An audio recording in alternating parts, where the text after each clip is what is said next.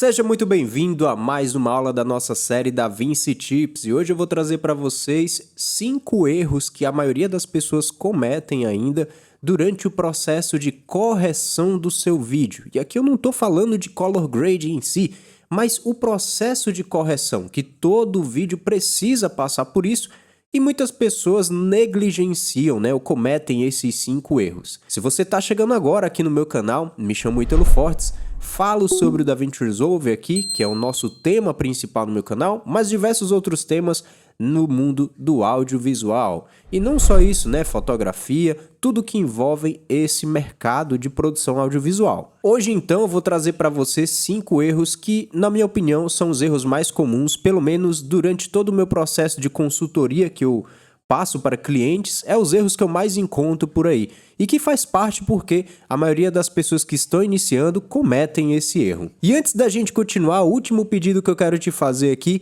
é justamente da nossa área de membros aqui no canal. Eu tenho uma área de membros onde lá eu coloco vídeos exclusivos para as pessoas que querem aprender sobre DaVinci Resolve ou qualquer outra técnica que envolve o audiovisual e é justamente para membros exclusivo por apenas R$5. Você tem acesso a todo esse conteúdo exclusivo aqui do canal e que pode te ajudar bastante aí no teu processo, na tua caminhada aqui nos processos de edição com o DaVinci Resolve.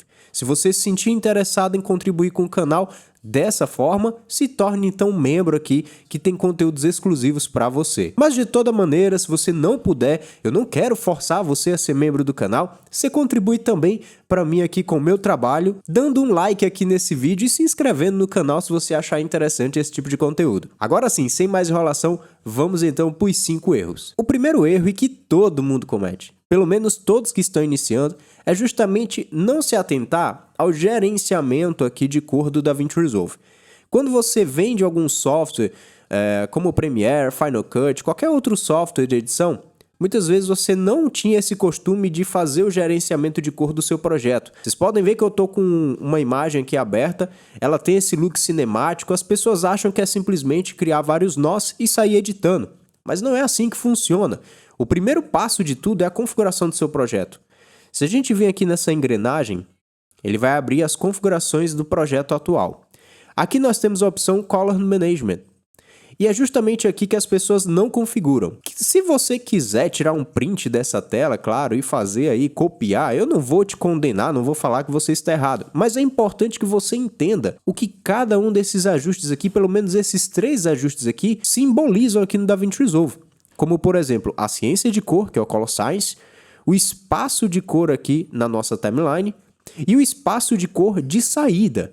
Isso aqui é importantíssimo para que você possa ter um tratamento de cor no DaVinci Resolve de forma correta e mais assertivo possível, para que você evite erros comuns, como por exemplo, renderizar o vídeo e a cor está diferente da cor que aparece no seu programa de edição, no caso do DaVinci Resolve. Então, por você negligenciar esse erro aqui é fatal. Muitas pessoas depois reclamam que os seus vídeos estão com as cores totalmente diferentes, justamente porque elas negligenciam esse ajuste. Segundo erro, e também muito comum aqui no DaVinci Resolve no processo de correção que muitas pessoas cometem, é ignorar o espaço de cor, o que a gente chama do Color Space Transform dentro do DaVinci Resolve. Quando você importa um vídeo aqui para dentro do DaVinci Resolve, você precisa apontar para o DaVinci Resolve qual é o espaço de cor desse vídeo, Você está trazendo um vídeo que tem configurações nele específicas e você precisa transcodificar, digamos assim, para o DaVinci Resolve interpretar corretamente essa imagem e a gente conseguir trabalhar ela. Nesse exemplo aqui que vocês estão vendo, eu tenho um nó de entrada, que eu chamo CST-I, e um nó de saída, que eu chamo de CST-O. Eu tenho uma aula completa aqui no DaVinci Resolve explicando sobre isso, como que funciona o Color Space Transform. Eu vou deixar aqui no card para você assistir depois. Mas é importante que você entenda as configurações da sua câmera. No meu caso aqui neste exemplo, eu estou utilizando uma Blackmagic. E é justamente aqui que eu vou colocar o input da minha câmera, Eu vou indicar para o DaVinci Resolve as configurações.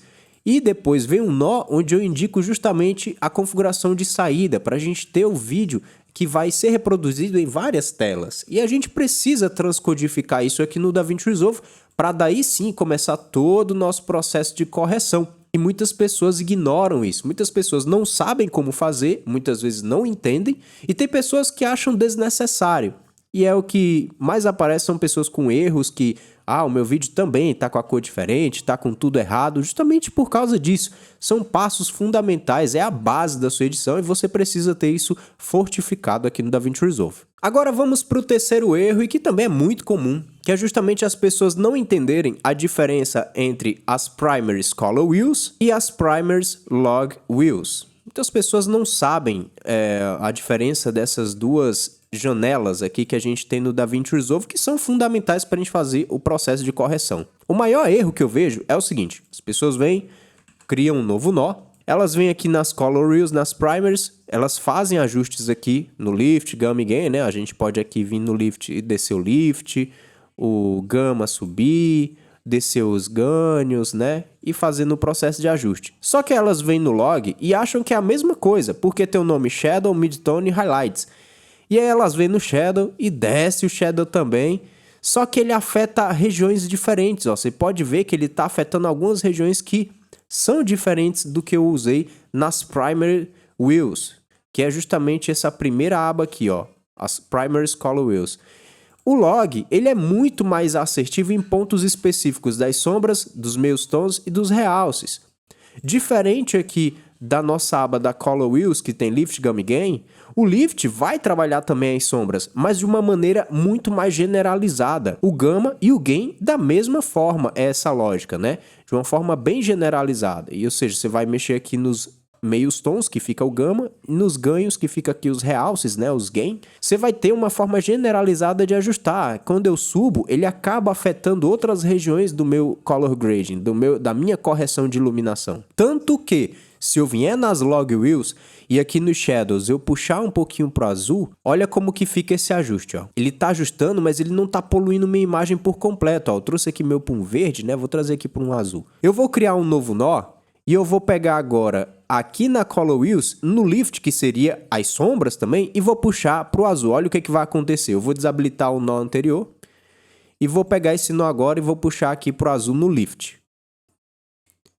Olha a diferença do Lift. Eu vou desabilitar e vou habilitar aqui esse aqui.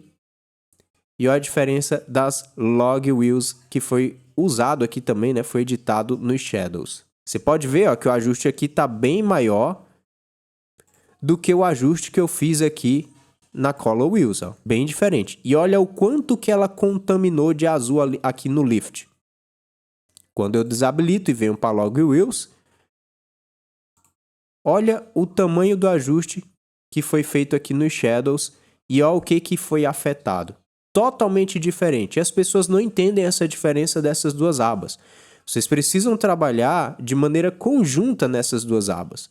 Elas são realmente maneiras inteligentes de se trabalhar, porém de forma conjunta. Se você fizer um ajuste parecido com esse que eu fiz aqui no Lift, olha como a gente acabou de destruir a imagem. E aí, até você corrigir isso, você vai ter bastante trabalho. Então, muitas pessoas ainda não entendem essa diferença. Esse é o erro que eu vejo mais comum também acontecendo. Vamos para o quarto erro e também que é muito comum e faz parte principalmente para aqueles que estão iniciando, mas tem muita gente avançada, digamos assim, intermediário avançado, que ainda não entendeu isso. Cada nó aqui é influenciado por uma sequência, né? Os nós que a gente vai criando aqui nessa sequência, eles têm influência, inclusive da posição deles. Se eu coloco esse nó, esse ajuste que eu fizer aqui no nó da frente e não nesse nó seguinte, vai ter influência também. Então existe uma sequência a ser seguida aqui que vai gerar X resultado dentro do DaVinci Resolve. E o erro mais comum é justamente as pessoas não começarem com o processo de correção e começarem pelo processo de color grading e depois ir fazendo a correção do seu vídeo. É totalmente errado. Eu sei que algumas pessoas que fazem da maneira correta, que é primeiro corrigir o vídeo e depois fazer a parte criativa, que seria o color grading, vão estar olhando agora e falando, mas isso é básico. Sim, mas muitas pessoas ainda erram esse básico, porque o ideal é você sempre começar com os seus nós de correção primeiro, e depois você partir para os nós criativos, os nós de color grading. Cada imagem tem uma particularidade, não existe uma receita de bolo. Você precisa começar com a correção e existe N formas de você fazer a correção da sua imagem. Se você fizer o inverso disso, seu color grading vai ficar todo errado, vai ficar todo bagunçado. Então, o ideal é como você está vendo aqui, por exemplo, essa árvore de nós que eu estou utilizando. Eu tenho aqui os nós que são principais aqui durante todo o processo de Color Grading, que é o do Color Space Transform, mas eu venho aqui ó, com esses 5 nós de correção. Noise Reduction, eu tenho uma base onde eu trabalhei iluminação junto com uma HDR, eu tenho uma saturação que vem aqui, seletiva, e eu tenho uma correção de magenta que a minha imagem acabou trazendo. Então eu acabo fazendo essa correção primeiro para depois partir para esse processo criativo, que é justamente essa parte aqui de Color Grading. Então, muitas pessoas precisam entender isso. Primeiro você faz a correção e depois você vai para o Color Grading. Não inverta essa ordem, porque você pode correr sérios riscos de finalizar um vídeo totalmente errado. E agora vamos para o quinto erro e o mais comum que eu vejo. Esse aqui é grotesco, porque muitas pessoas não sabem o que estão fazendo e se perguntam por que as suas imagens não dão certo, justamente porque elas não prestam atenção nesse parâmetro principal aqui no DaVinci Resolve. Essa é a base de tudo aqui no DaVinci Resolve no processo de correção, que é justamente não se atentar aos gráficos que o DaVinci Resolve disponibiliza para você. Por exemplo, nós temos aqui a Waveform. Esse gráfico é fundamental para você entender como que a sua imagem está, e muitas pessoas ignoram isso, acham desnecessário, acham que não vale a pena ficar olhando para esse gráfico, muitas vezes por falta de conhecimento, não veem necessidade de utilizar o Waveform como sua base no processo de correção. Como que você vai saber se a sua imagem está estourando ou não, ou se a sua imagem está com os pretos clipando ou não, se você não olha para o gráfico, né? Se você não tem uma noção de como que está isso, como que está a tua imagem. O gráfico da Waveform, ele mostra exatamente com dados matemáticos como que está a tua imagem.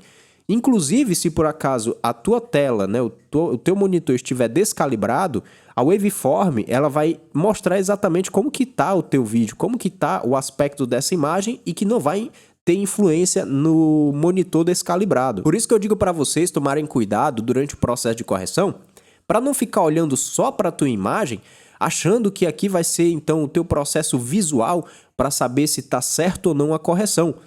O ideal é você usar o Waveform para você interpretar isso. E não só o Waveform, nós temos, por exemplo, o Parade, que mostra o equilíbrio dos canais RGB para você ter uma noção de como que está a tua imagem em relação a isso. Será que ela tem muito verde, tem muito vermelho, tem muito azul? Você precisa interpretar esses gráficos para que você possa fazer um equilíbrio correto. E ainda mais quando a gente fala de pele, onde nós temos o Vector Scope que está aí para nos ajudar a equilibrar a tonalidade de pele, principalmente aqui porque nós temos a linha que é justamente a Skin Line, né? Nós temos aqui a linha que mostra o equilíbrio da pele entre o amarelo e o vermelho para que a gente possa equilibrar a tonalidade. E muitas pessoas vão no olho, né? Elas nem olham para o Vector Scope, nem fazem uma máscara na pele para poder mapear e ver se está correto, elas vão direto no olho e fica aquelas peles alaranjadas ou esverdeadas ou muito magenta, porque não sabe utilizar o gráfico a seu favor. Agora, se você precisa de um auxílio, principalmente o que eu estou falando para você em relação a tratamento de pele, eu vou deixar um vídeo aqui no final para você acompanhar, onde eu mostro para ti como utilizar DCTL. Isso vai te ajudar demais aí a fazer o tratamento de pele aqui no DaVinci Resolve de forma assertiva para que você minimize os erros de tonalidade. Isso vai te ajudar bastante, é um arquivo gratuito que você vai poder colocar no seu DaVinci Resolve que vai te ajudar a mapear. Se você tem dúvidas sobre isso, confere esse vídeo agora no final, que ele é o passo a passo que eu fiz aqui para te ajudar a utilizar essa ferramenta e minimizar os teus erros durante o tratamento de pele aqui no DaVinci Resolve. Muito obrigado por assistir esse vídeo até aqui, um forte abraço, valeu, tchau!